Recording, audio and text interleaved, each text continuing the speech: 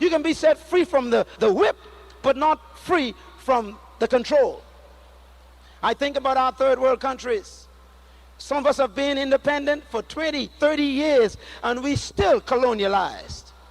Why? Because independence doesn't set you free. Independence gives you deliverance, but not freedom.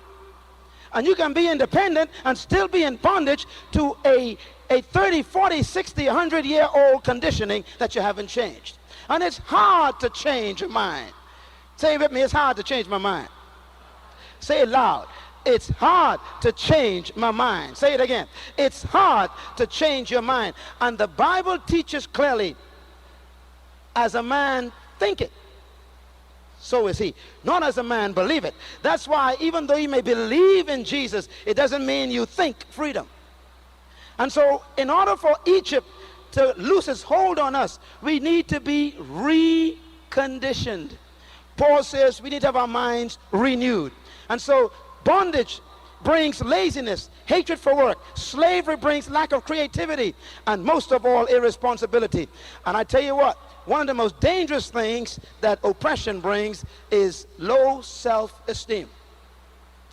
If I have ever seen bondage, it's in this area. I've seen great people with great gifts who hate themselves. I've seen people with great anointing who hate themselves. I've seen people with great talent and great abilities who hate themselves.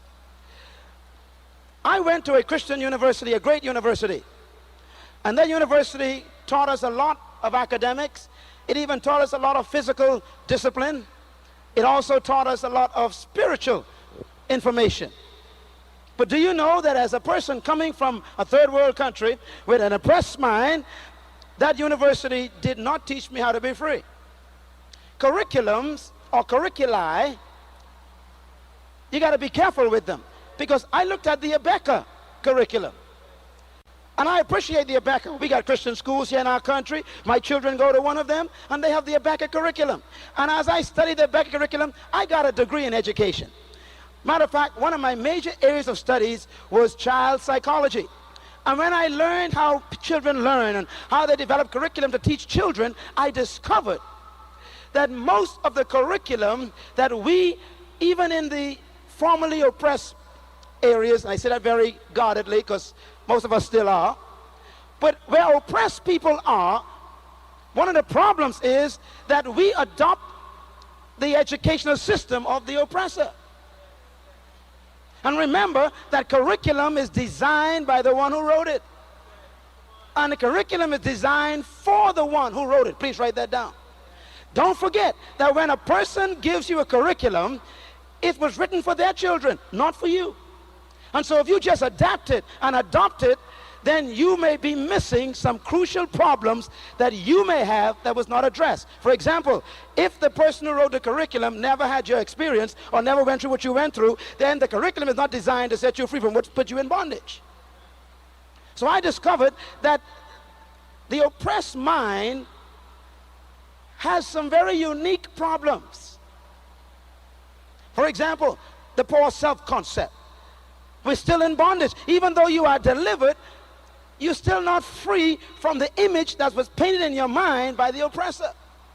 So deliverance doesn't mean you're free from what they thought about you or what they told you to think about yourself. And then when you read their book looks like them. And they were what you saw for 300 years. So when you see this thing, it looks like them, and it speaks for them, then you end up still being in bondage to what you saw for 300 years. I'm trying to get you to understand something. Freedom demands a mental transformation. Paul says you are not transformed until you are renewed in your mind. I am not convinced that being saved means you're free. I am sure being saved means you go to heaven, but you'll have hell on earth. Because if you don't be set free, renewed in your minds, then you will be a candidate for heaven, but you'll not be fit to live free on earth.